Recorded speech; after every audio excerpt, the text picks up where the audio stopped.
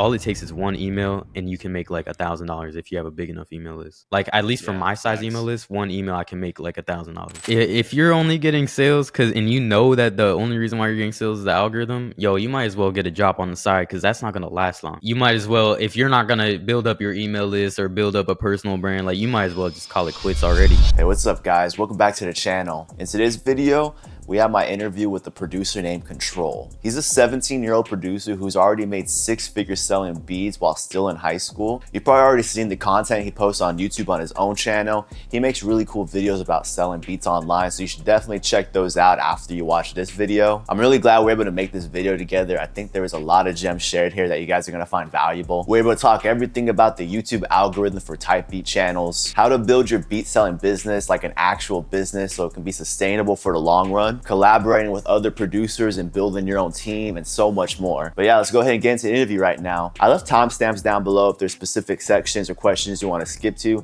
but if not, just go ahead and enjoy it. Since the first time me and you've met like this, I kind of just want to know like how you got into making music in general and beats and all this producing stuff, you know? Yeah, so honestly, like it was probably back in 6th grade because I'm 17 right now, so I'm still in high school, but yeah, no. So I was in 6th grade and my friend, like he was like, I went to the bathroom and I came back and he was like on his phone on GarageBand. And I was like, what are you doing? Like, what is that?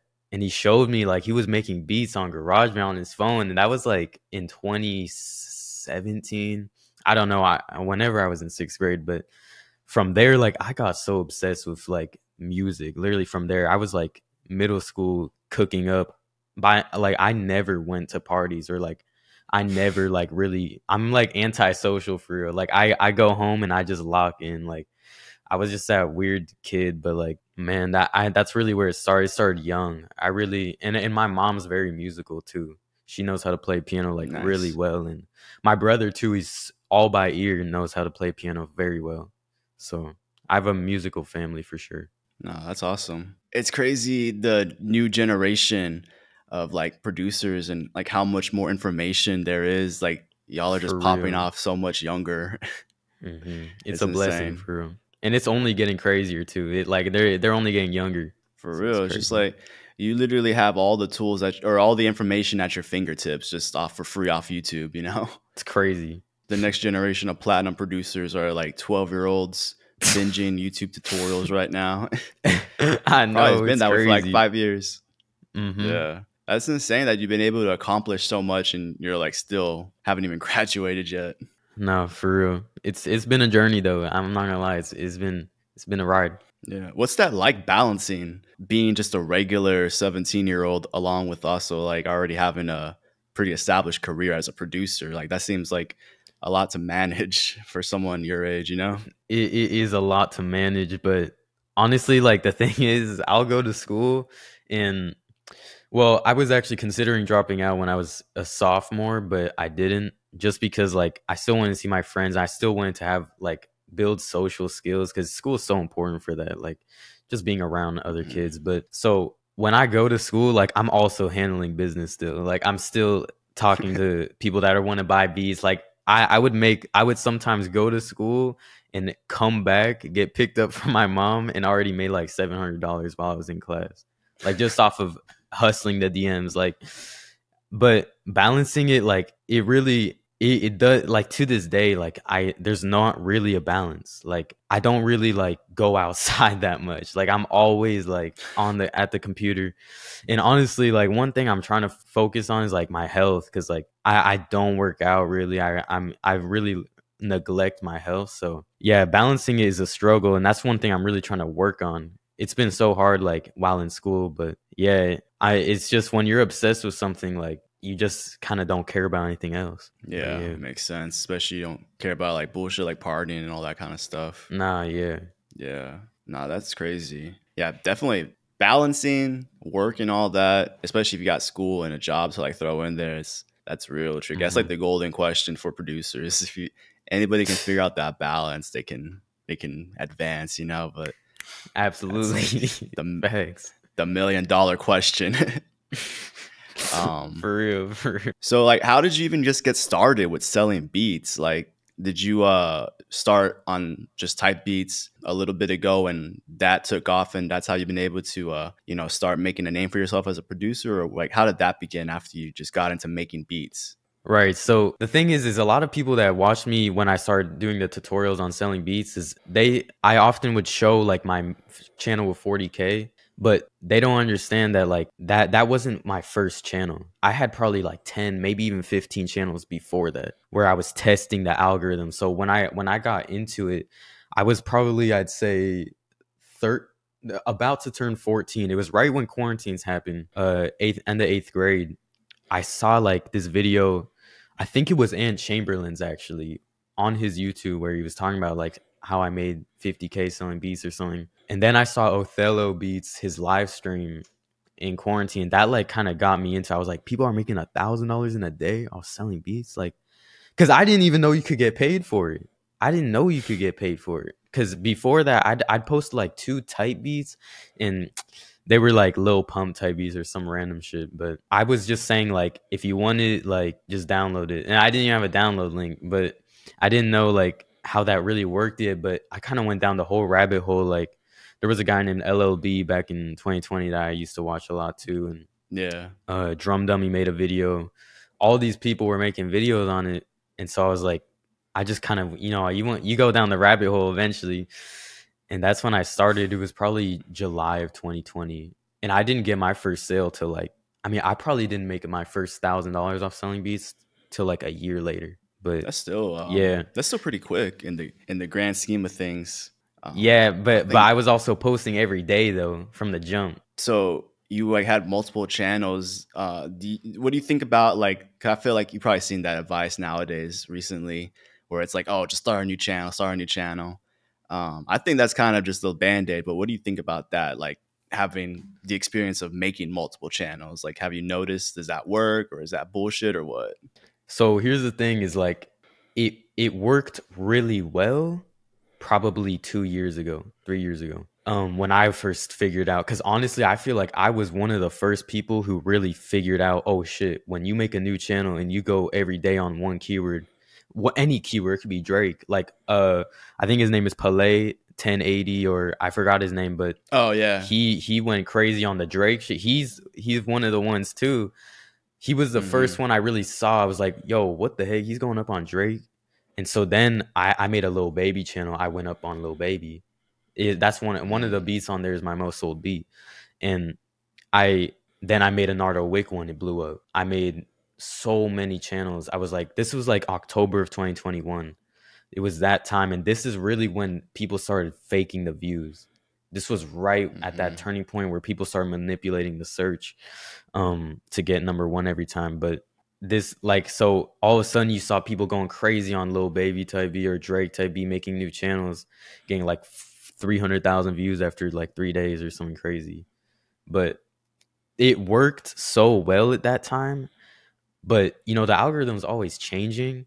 And but here's the thing: is I could start a new channel right now, which I even did in December, and I blew it up crazy again. It's really all about knowledge. It doesn't matter, like it could be 5 years from now, and I guarantee I could probably still do it, just because the algorithm changes, but the game doesn't change at the same time. It's still gonna be the same. If you do freestyle beats or trap beats, like that's never going away. R&B beats. If you go for the actual genres, I don't know if I can cuss on here, but fuck the artists. I don't even go for the artists anymore besides on my main. Like I have a new channel right now. Like shout out to Rujay and all those people going for the real like actual genres. That's so much better. Cause you like, honestly, I've made a new channel recently where I post all types of different genres and it's still going up. So like the advice of like going for one thing is almost outdated. I feel like the game has changed, or like the algorithm is like different. Yeah, definitely. I feel like there's definitely that time where like you just hammer that one keyword, because it was the same when I was going hard with type beats too. It's like you find what works and just keep hammering it and it goes up, and that works while it works, algorithmically aside, like even if the algorithms change and all that, as a producer, that just gets boring. Unless you're a Absolutely. robot and yeah, you can just cook up the same thing with no passion, just treat it 100% like as a job and do that, like cool, like that works for you.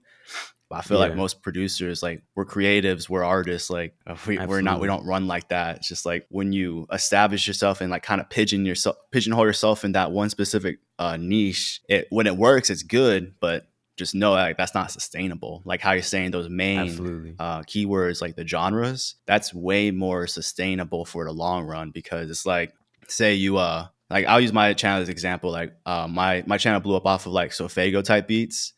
Mm. So when he was hot, that was good. And then he signed to Travis and like it looked like he's gonna keep going up. But then Astro World happened.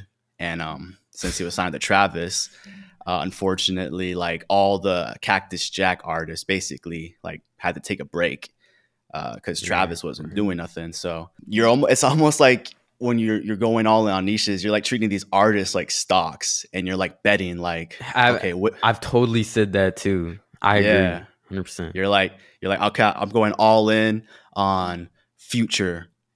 Future, he's gonna Hmm. keep going up. Like you turn type beats into like crypto or some casino bullshit like that. It's a Which game. that It really is a game. yeah, it's a game. It's like it's fun when you want to play it like that, but you want to do that for a living for 5, 10 more years. It's like you gotta think long term, you know. And I feel like those main channel is way more Hmm. evergreen. Like those artists, they're gonna come and Yeah, go. absolutely. Yeah, most of the time, trends they come and go faster nowadays, like more than ever. Like an artist is gonna be buzzing Hmm. for like 6 months, and then you probably never hear about them after, unfortunately. But you know, like R&B type beats, that's never going away. Never, Hard hip hop type beat, freestyle type beat, like that's always. They're never still gonna be looking that up going. in like Yeah. 2093.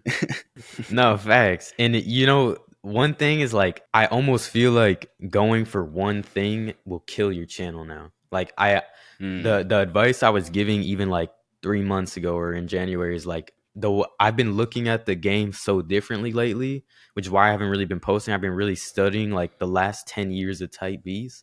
And honestly, if you look, even remember Angel La Ciencia? yeah. The guy, yeah, he went like 600K in like a year or some shit off freestyle beats, but he's not pulling those same views anymore because he Mhm. went all in on one keyword. If he had maybe branched out to other keywords like, I don't know, hard piano beat or like just other keywords every day while still doing freestyle beat, because the thing is you're building a catalog. Like these videos will always get views. So when you diversify into like other lanes, like you're just branching your reach like by 10 times, I feel like. Yeah, yeah, facts. You train your audience too to like expect more than just to see you as like a one trick pony, you know? And that's gonna help long Hmm. run, help you sell beats for like a career, you know? If you go in hard on the online Yeah. game versus industry and placements and all that type of stuff. No, yeah, Hmm. that's definitely some sauce right there. You know, I feel like I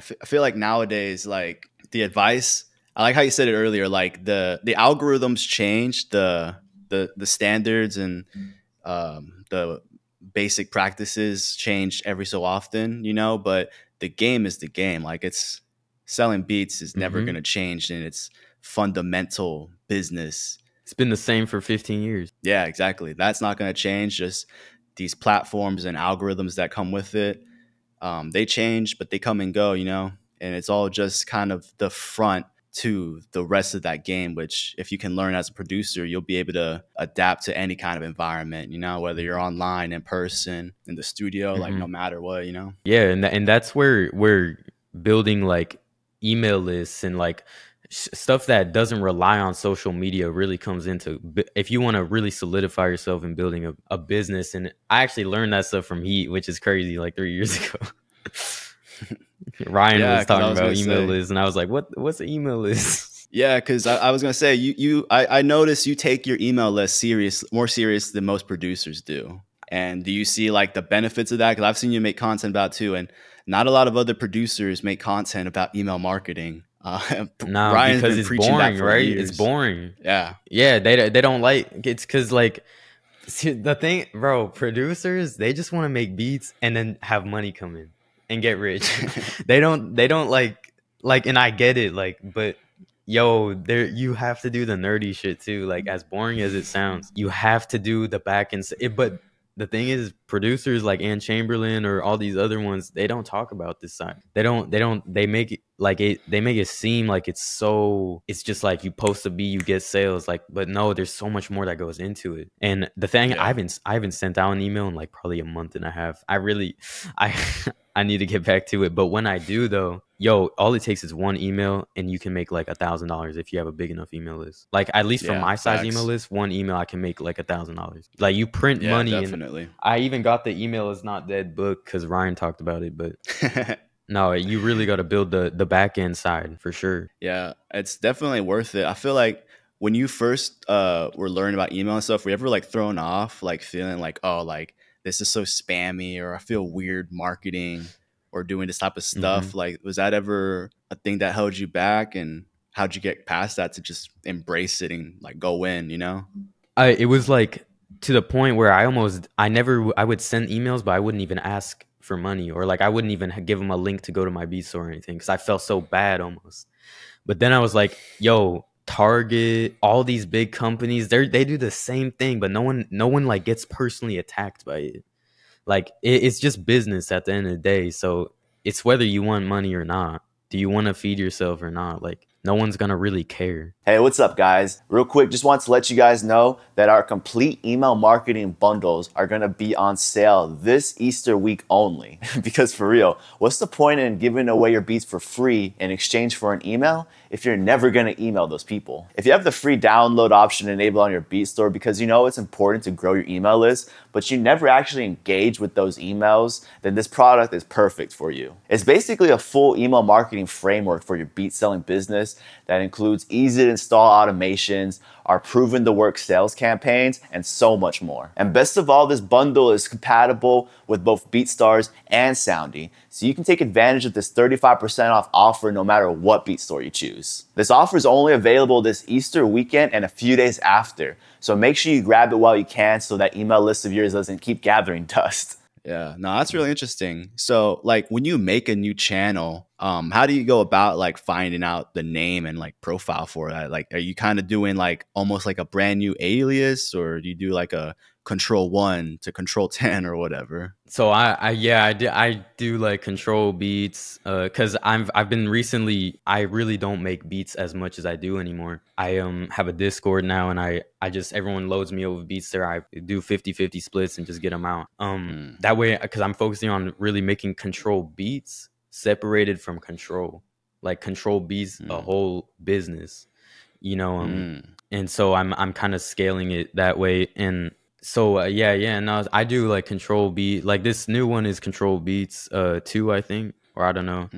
But yeah, so I'm just Control 3, Control 4. That's another thing that I don't see people talking about all that often. But like, since I've been in this space for so long, like I've met like a lot of other producers that do this full time in different genres. And that's kind of like the sauce. Like, if you can like build like that team, like a community where it's like, it's not all just you making the beats solely, and more than just like collaborating, like, oh, like let's send loops to each other and make more beats like that. But no, like, you're literally like, you're tapping in and like having people submit beats to you and like taking the splits like that. I think that's a really smart thing that a lot of producers that I know personally who are winning are doing. I learned that from Rujay just by looking at his website and seeing like his shit. Shout out to Rujay. Yeah, shout out Rujay. We were talking about his channel yesterday in the office hours and leaders, and Robin's been working with Rujay really closely for like 5 years now. He was saying like Rujay in his niche, I think it's like more like dark trap type stuff. If he was making all those beats himself, he wouldn't have lasted. He would have burnt out years ago. Facts. Yeah, that's good. And I know like a lot of other people, like I don't want to name channels because they like to stay low key and not share too much on social media like this. But there'll be like multiple channels in a similar space, not even in hip hop. This is like alternative, like instrumental music, not even rapping at all. But it'll be like this whole almost like a network of like related channels. And the guy who runs it all, I've been working with him for like years now at this point, but he's tapped in with basically dozens of other producers probably. I'm sure that dude's networking game is on point, where he's like, he still makes music full time and does his work, but he's able to pump all these beats into multiple channels to keep up with like, because that's the where optimal. it becomes a business. Yeah, yeah. I mean, and people already do that with kits and stuff like that, other e-commerce type stuff, but you don't really see people doing that as much with beats. Like you see like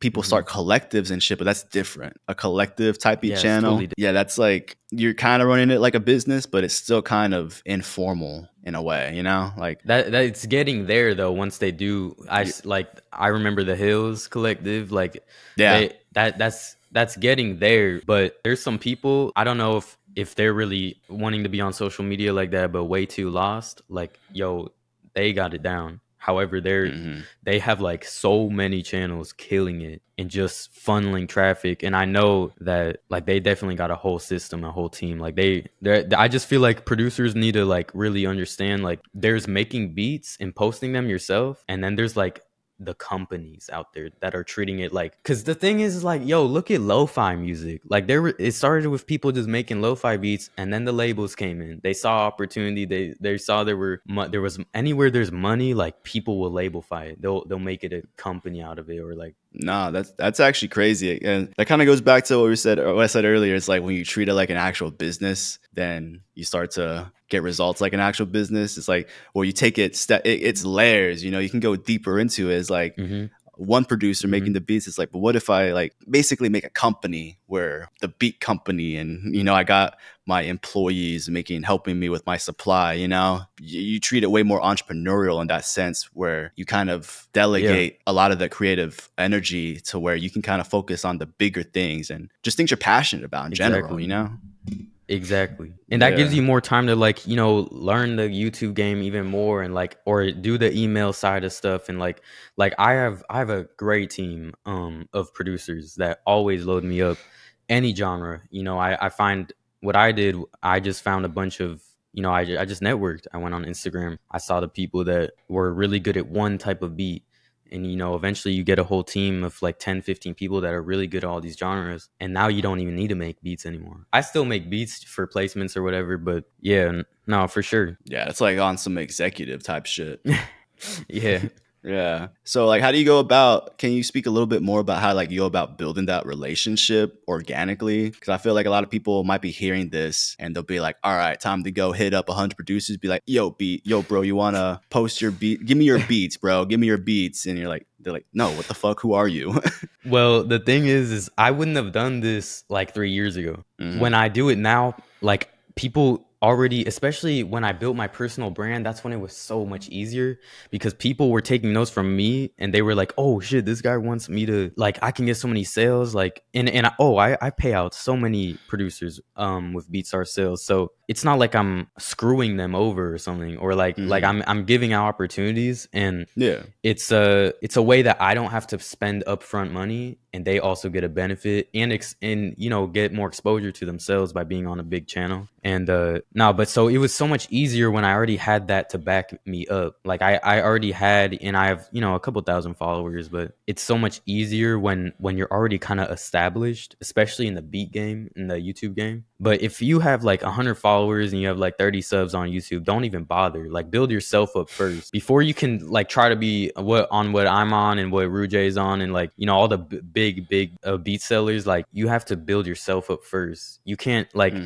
you can't be a king before you were a pawn. Like, you know what I'm saying? You have to be, everyone starts as a pawn. Yeah, facts. I feel like, not trying to say I'm a king at all, but nah. Yeah, but you can't forget about the journey, you know? Yeah, exactly. Like, we all want the results. We all want the money, the fame, whatever, if you're into that, the cars, whatever you see, Metro or Drake or all these other A-lists, we all want that. But it's like the real wealth is in that journey to that, from the bottom. Exactly. And it's like, that's kind of like what I think that separates like the producers and artists that make it versus the ones that don't. And it's the ones that make it have love for that journey. You know, they love the work. They love the grind. Because if they didn't, they would say, fuck this when it gets hard, you know? Yeah. Go do For something sure. easy. Yeah. So it sounds like when you started making content and building your personal brand up in that way, that opened up doors back for even like selling type beats and everything that came from that. It just kind of helped elaborate on that. Is that what it sounds like? Correct, right?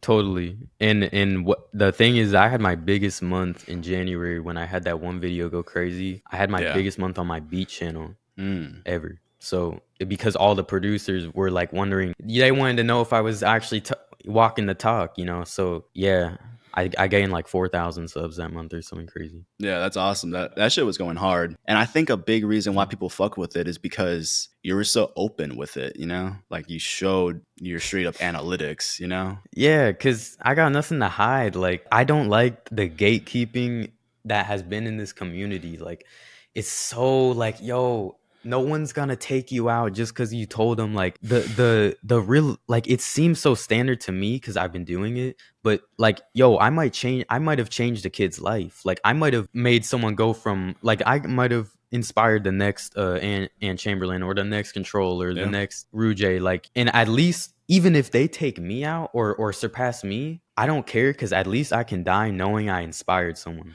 Like, at least I can go wake up every day knowing I changed people's lives instead of just hoarding all the money for myself or like, yo, because the sauce is gonna get out regardless. Yeah. Like, you know? If you're not gonna share it, someone else will. Yeah, exactly. And I feel like there is like always that competitive nature. And like as producers, like we're all technically in competition with each other for Right. these sales. Of course. But the reality of it isn't so black and white like that. You know, like if your business isn't gonna be so fragile that your downfall is that you made a video sharing how other people can kind of come up on their own. If other people coming up on their own based off your information is like how fragile was that business to begin with? Yeah, if one video is what took you out, then you weren't even meant to be getting in the first place. Like, you didn't have a real business then. It's not like someone like Target or Walmart could say like how they came up and they would still be like no one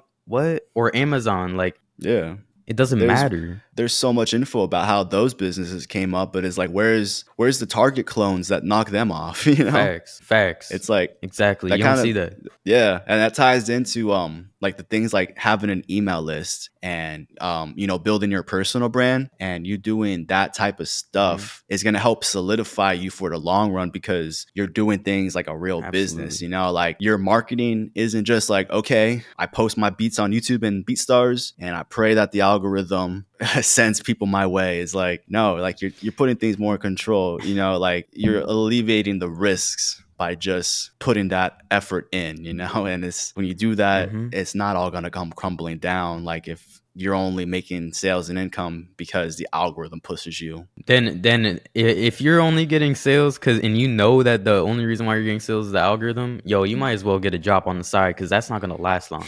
Yeah, like you might as well, if you're not gonna build up your email list or build up a personal brand, like you might as well just call it quits already, or like you might as well just get another side job or something.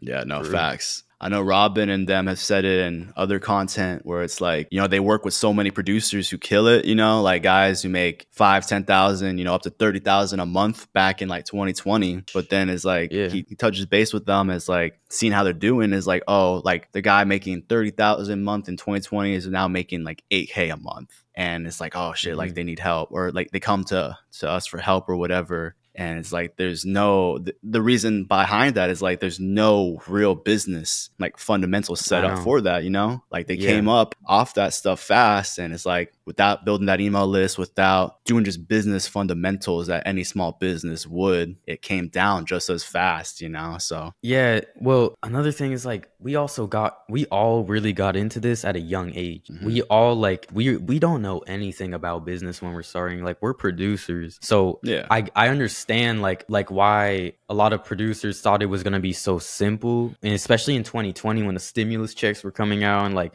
yo, that it seems so like, oh, this could never fall off. But but we got into this young, and even myself, like I remember, oh my god, so I don't mean to say this in a braggy way at all, but by the time I was 16, I had already made like 100K profit off of selling beats. And so especially during 2023 at the very beginning, like exactly a year ago, I was buying Louis beanies. I was buying like all these expensive clothes, the iced out chain. I don't even wear jewelry anymore because like I don't care. Like, is that gonna make me more money? Like, no, it won't. We all get into it at a young age, and usually when you make money or start making money for yourself at a young age, you buy a bunch of stupid shit, or you don't care about you put money, you put your energy into things that won't make you more money or solidify your brand, and that's the downfall to it. I just got one more question for you. I don't want to take up too much more of your time, but let's say you had to start over from scratch. Like, all your channels were deleted, your brand is wiped from everybody's memory, but you have all that same knowledge, all your same expertise on the whole game, like selling kits,